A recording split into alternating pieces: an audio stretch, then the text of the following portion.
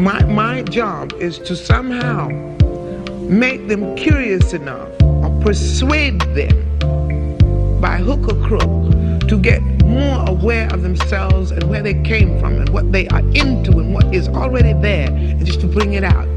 This is what compels me to compel them, and I will do it by whatever means necessary. Welcome to the Black Girls Heal podcast, where we talk about healing our intimacy disorders, unresolved trauma, and building a healthy relationship with first ourselves and then others. Every episode, we will talk about advice you can apply today to break unhealthy patterns and grow in your self-worth. I'm Shena, Love Addiction Coach and Trauma Specialist. Let's begin. Hello, and welcome to the latest episode of Black Girls Heal. I hope that you're doing well wherever you are. So in today's episode, we are pivoting from our self-love focus and series, and we are focusing back on home, back on relationships, dating, love addiction, love avoidance, love deprivation, and back to our roots. And we're kicking it off with talking about the difference between codependency and compatibility. Codependency being that loss of yourself when you're in partnership or relationship with a person. So this can be a lover, it can be a friend, it can be a family member, it can be an entity, a group, it could be with work, but it's where you will eliminate, neglect, not be aware of, deny your own personal needs, wants, feelings, desires, in order to take care and to appease somebody else. Sometimes it is because you are completely, again, unaware that they are needs of yours because you have become fixated on making the other person happy, healthy, comfortable, pleased with you, whatever it may be. And sometimes you are aware of what it is that you want and that you need, but you will gaslight yourself. And you will really minimize and deny that it's that big of a deal. Or you'll say, well, I have to meet them where they are and compromise, or my needs are important, but I'm going to try to attend to theirs, and then it'll be my turn next. You'll do all these mental gymnastics to, again, really put yourself on the back burner and to self-abandon for the sake of a partnership, friendship, relationship. And the reason this gets mistaken for compatibility, because these codependent patterns are usually ones that are very familiar to us because it may be how we grew up. So we are very familiar with codependency because we learned to be codependent in our families. Maybe we had bullying or school group situations where around our peers we learned how to attend to what's going on in the group and what it means for our survival, not only emotionally, but maybe even physically. And so all these patterns just get baked in. And even if they are causing problems and dysfunction, it feels familiar. It feels normal. It feels like home. So when you meet someone that pulls out these codependent triggers, it feels like there's magic there. And because you may not have that awareness to know what's going on, you think that you have found your new best friend. You think that you have found your person. You think that things are going really well in your family relationships, not realizing that you are on this codependent cycle, and things are just going to continue to escalate or crash and burn, and that you will be hurt on the other side. So in today's episode, I'm going to talk about what codependency looks like, and then I'm going to talk about what compatibility would actually look like in this situation. So codependent patterns that you may or may not be doing or may have been doing in the past, and actually, if you were truly compatible with this person, what would be occurring. So that is where we're starting today. So before we jump in, I just want to ask, I would love if you have been enjoying this podcast, if it is something that you have found helpful in your healing journey. If you haven't already, if you can leave a review on your favorite podcast player so that other people can find this podcast. The ratings, the stories, the testimonials really means a lot. And you may have already seen that yourself when you were looking for a podcast and you were checking this out. So we'd love if you would leave a review, share this podcast, tag us on social media, send it to someone you think may need it. It all really helps. So let's go ahead and jump on in. Okay, so let's talk about it, ladies. So codependency. So instead of these being straight bullet points, there are 3 different scenarios that I'm going to be talking about. I have it in a little chart right now, and on one side it's codependency, on the other side is compatibility. So they're going to be different chunks. So here's the first chunk of what codependency may look like in a relationship versus compatibility. The codependency may look like you may get a rush and feel really happy when you think about all the ways that you can help him or her be better in their life. You may get really excited about being able to help them because it's something that you like to do. It may be that what they have a gap area in is something that is a strength of yours or something that you've helped other people with before.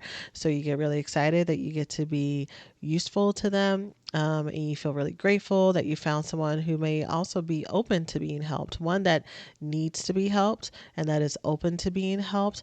And this is all because when you're codependent, again, going back to how we are groomed, raised, trained to be, we are trained to be that we are in our highest level version of ourselves when we are being useful and a tool to someone else. So, if you've heard me teach about intimacy disorders before, one thing that I always say is that all these qualities have strengths in them.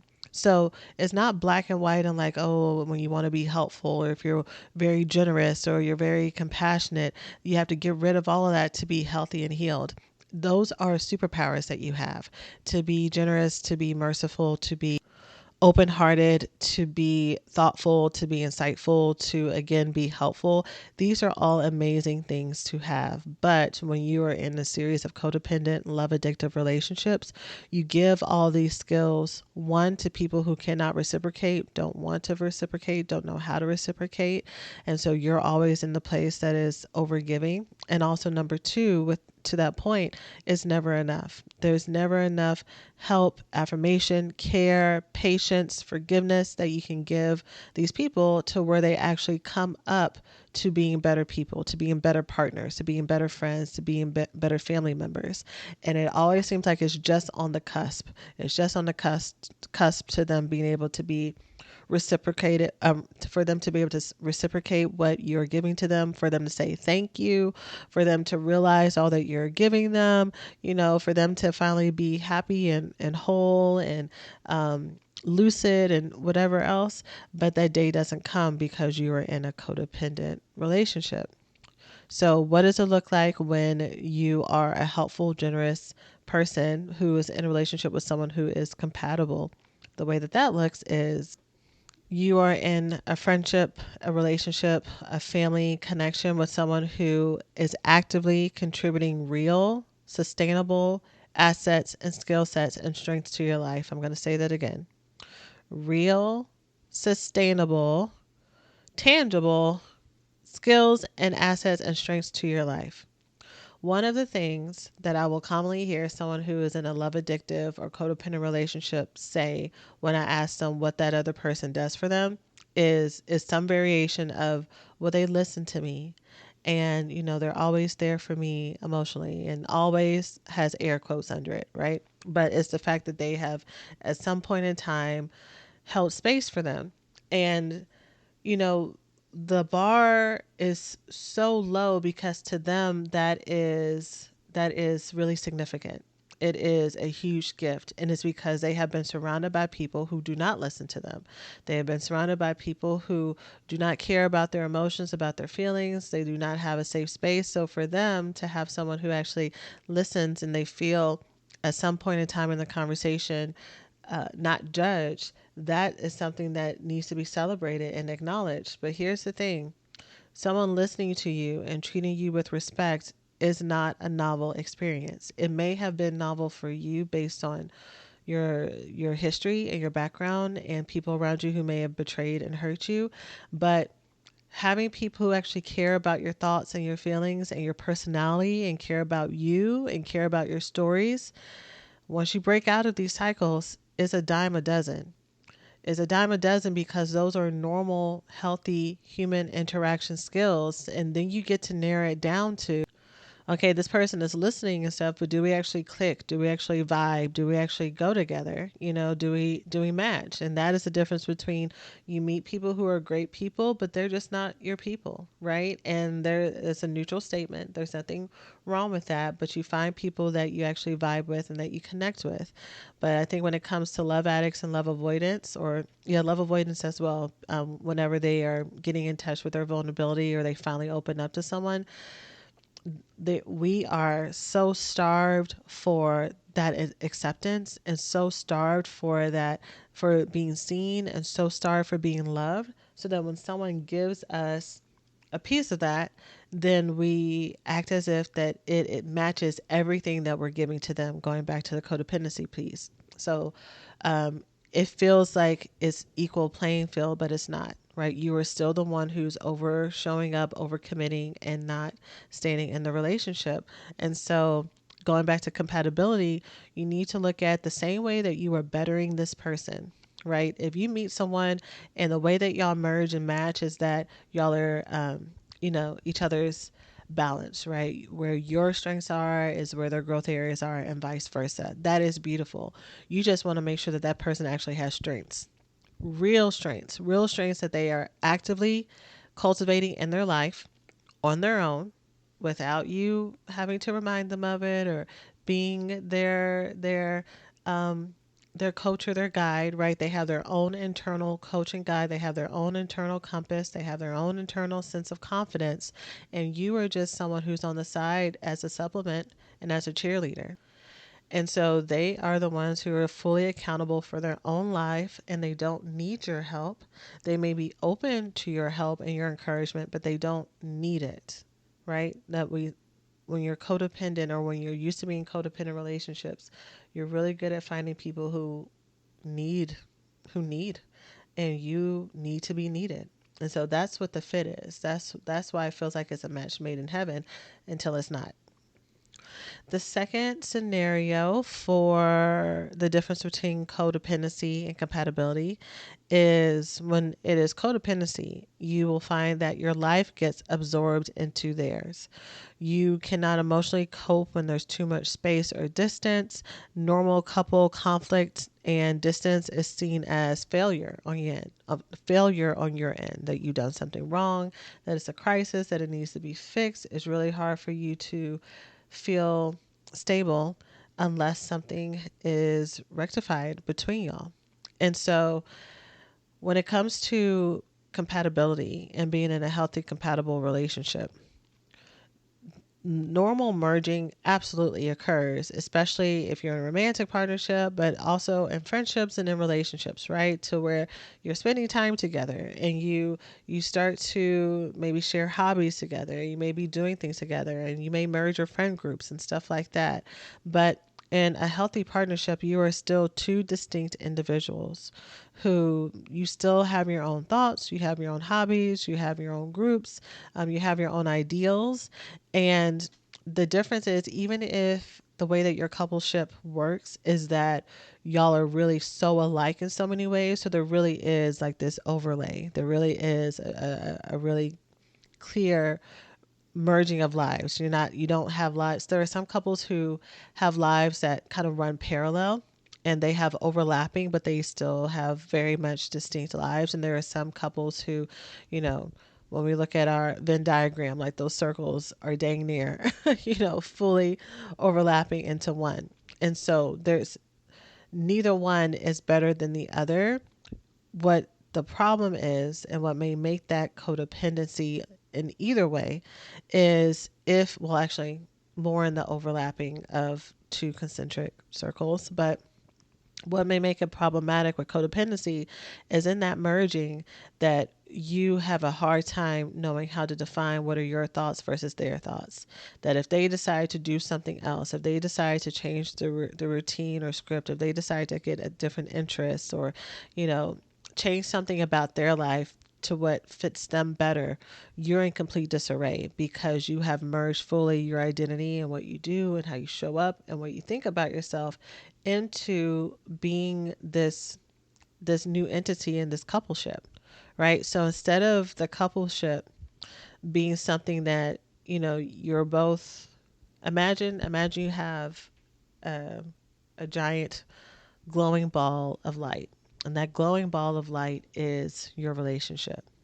When you are two people who are compatible and more interdependent, both of you have your hands on this ball, right? But y'all are still two separate folks, right? You're holding the ball together. You may have your hands inside the ball, like into the light a little bit, but y'all still have your full selves on the other side. When you are codependent, you are trying to climb up in that ball. Like you are trying to fit it on for size. You are trying to completely immerse yourself into that ball of light in hopes that, you can fit in there and that you can just be this entity, and there's a loss of yourself.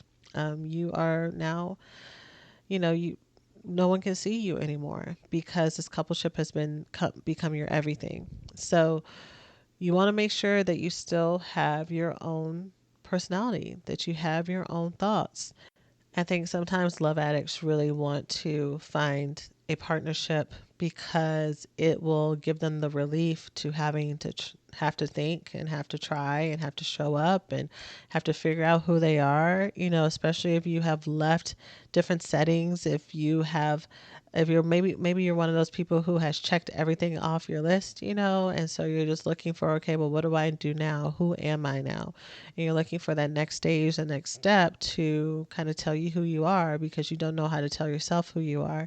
And it's very easy to merge yourself into, okay, I am such and such's girlfriend, or I'm such and such's wife, or I'm such and such's mom, versus I am still, Talisha, but I'm Talisha, and I also have roles as mom, as wife, as sister, but this is who Talisha is, right? Or I am still Toya, and I am business colleague, business partner, I am girlfriend, I am, super auntie, but this is me as Toya, and this is what is important to Toya. This is what's important to Lisa. This is what is important to Danielle, right? And really being able to know that and hold that into your relationship and making sure that you're with people who are compatible with that.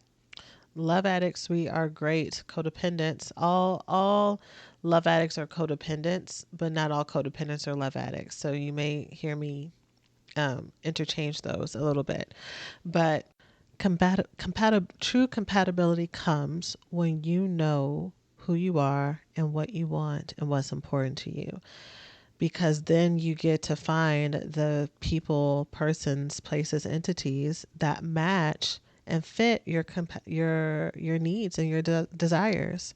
So again, as love addicts, we're great at becoming chameleons. We're great at becoming needless and wantless to fit whatever relationship we're in. And so we have to be really, really mindful of, is this actually someone who meets what I need, or am I just really good at making things work?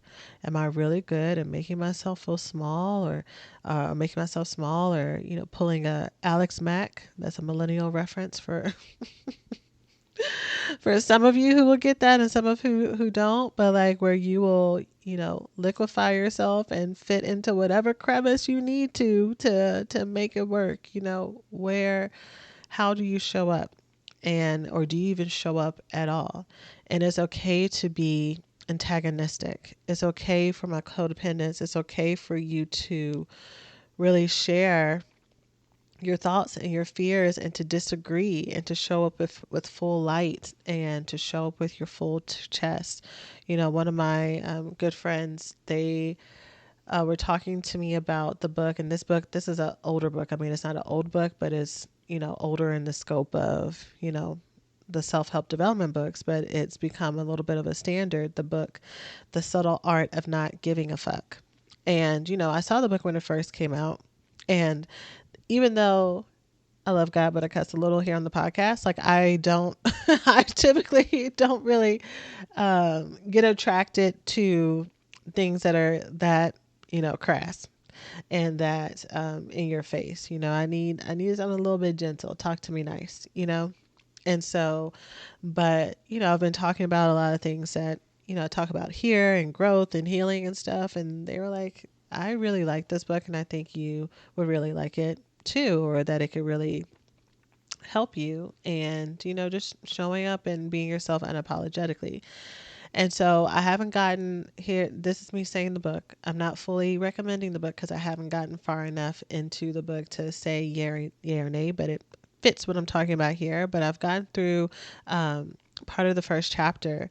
And, one of the things that the author really talks about is unapologetically saying what it is that you want and that you need, and coming to that place where you just don't give a fuck is what has set so many people free, and what has been the catalyst for so many people finally being able to get everything that they want. But even in that, he talks about getting everything that you want is really about learning what is important to you and standing in your personal truths. And whoever stays is the people who are supposed to stay, and whoever leaves are the people who are supposed to leave. And of course, there's nuance there, or at least I think he's going to say, maybe he's not, for those of you who have read the book, but it feels like he does have nuance for there is self accountability. You can't just go through the world being a horrible, shitty person and then, you know, saying woe is me if that is not part of your ideals and how you want to show up, and saying, well, I'm just completely standing in my truth. This doesn't omit your bad behavior. You acting in your insecurities by pushing people away and acting as if you don't care is still you hiding, is something that I did read him say in this first chapter. But I think as codependents, we are so afraid of rocking the boat. We really want to be loved. We really want to be seen. We really want to feel safe. And so, being in a partnership or being in a relationship or being in a friendship where you disagree, where there is friction, where one person is annoyed at the other, or there's frustration, in your mind has always meant danger. It has always meant that there is a dissolution coming. It has always meant, okay, well, let's just prepare for the worst. Even if we get over this friendship, there's no way that they're not going to hold this over me because people have done it before. So forgiveness, true forgiveness is a rare concept. True reconciliation is not there, and you may live in fear about the disagreement, or you may really go into your appeasement and try to make everything better and like overcompensate and make things weird because you're really trying to fix something that doesn't need to be fixed, and it kind of throws off the energy of your relationship.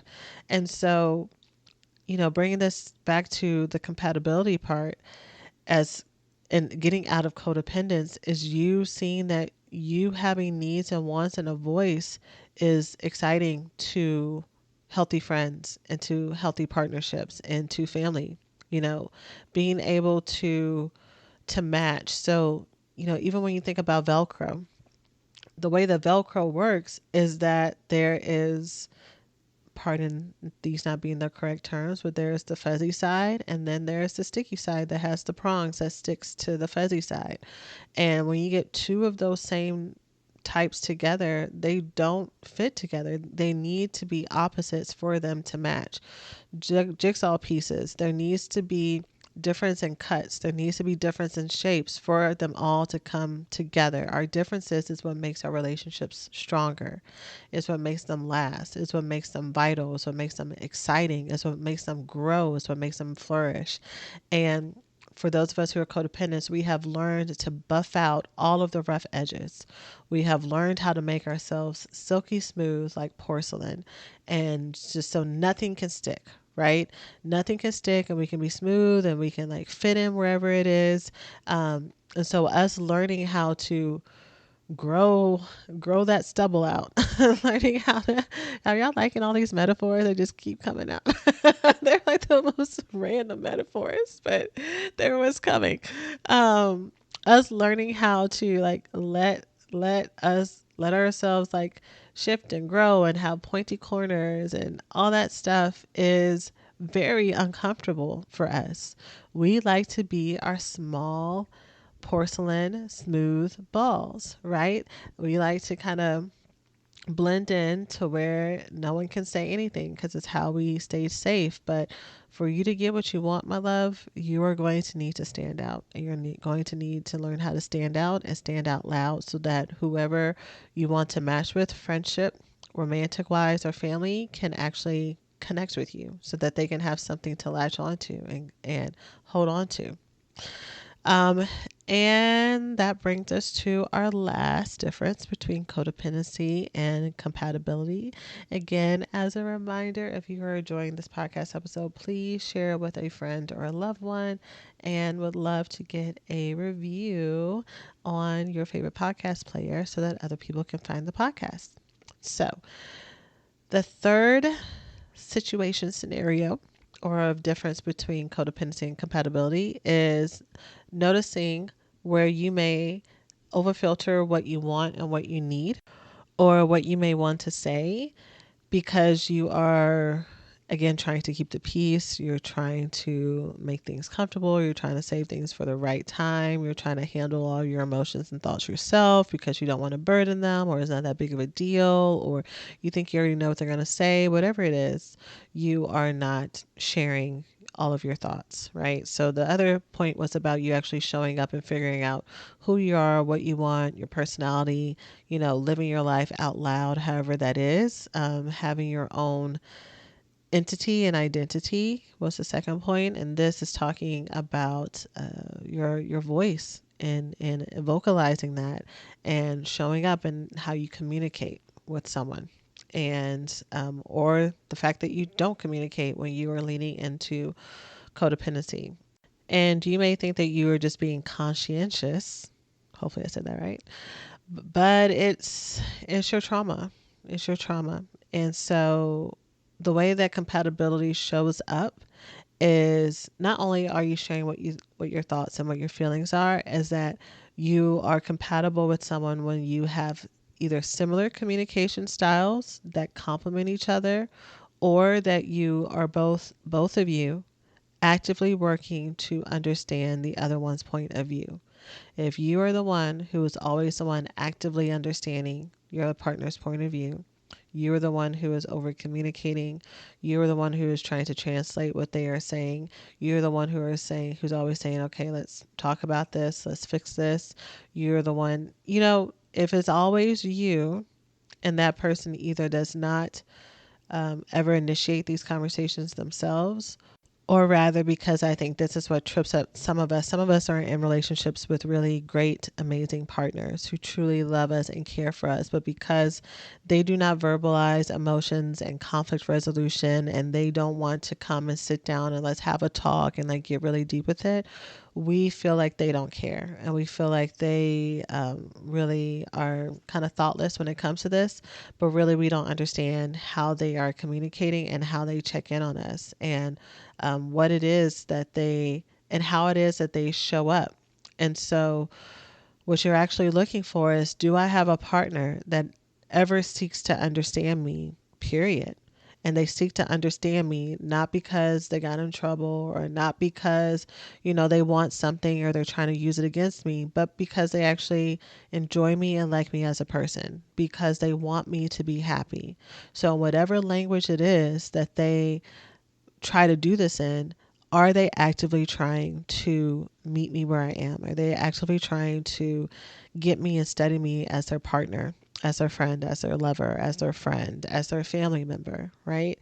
And if you are always the one who's fixing it, again, I think we can kind of get addicted to that high of, okay, we had, when you are a long-term codependent, part of what is normal to you is having things be nice, and then there's a fight or there's a disruption, and then things are calmer, and then there's another fight and disruption. And that up and down roller coaster is intoxicating.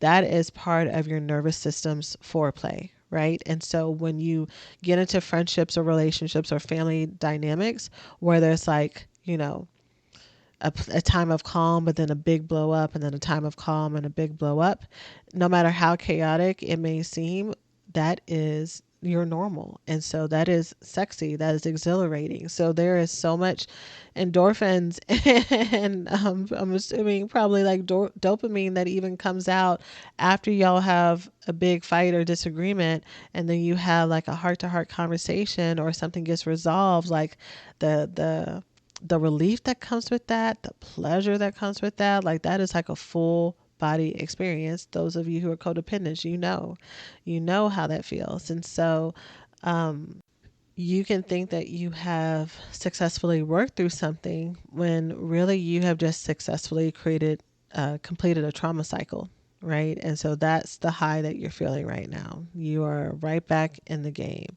And so to be in connection with someone where there doesn't have to be all the ups and downs, and that you can communicate respectfully, and you can, when you do get mad and you don't communicate respectfully, that you don't completely tear each other down. You know, that there is some love and adoration, that it doesn't have to get abusive. And to be in relationships with people who match that energy is priceless, and match the energy that you need and want to hear your thoughts and your voice, and they want to make you happy. That is what we are looking for. That is the goal. Okay? So, I hope that this was helpful in you determining what is the difference between codependency and compatibility in your friendships and your relationships. Hopefully, this sparked some thoughts about either current or past relationships or future relationships and how you want to show up. So, you learning how to be someone who's compatible, or you learning how to attract or be in relationship with someone who's accountable. Remember, this all starts with you. It all starts with you learning who you are, what it is, and what you want. And it doesn't matter how many lists that you have or what you want in a personal relationship or what your standards are. If you're not doing the internal work to get over all the ways that you will gaslight yourself or self sabotage yourself when you start to get close to this, or not know how to let people in, or, you know, run when this is possible, or not see the red flags where you think that you're with someone who's compatible with you, but you're actually entering a codependent relationship and you don't see that, oh, okay, here's the path and I'm walking on it. These are all the things that you need to work on. Otherwise, you will continue to be frustrated with this magic list, wondering why is it not manifesting, or you keep getting so close, but yet you're so far. So this is your internal work. This is your internal homework to do. These are the things that I help women work with in my recovery school program. We are having my open house for working together for the October cohort this Wednesday, October 11th at 6:30 p.m. CST is where I go over what it looks like to work together, what you can expect, what the objectives are, how the program is laid out. It is a lifetime access program so that we can grow together and work together and go through all of your changes and seasons together. And it's my most favorite thing. And so I would love to see you if you're interested in working together by going to blackgirlsheal.org/open house. And I hope to see you there. So again, blackgirlsheal.org/open house. And I look forward to welcoming all of my October cohort ladies to create the life and love that you want. So that's it for now. I will see you in the next episode. And as always, take care of yourselves.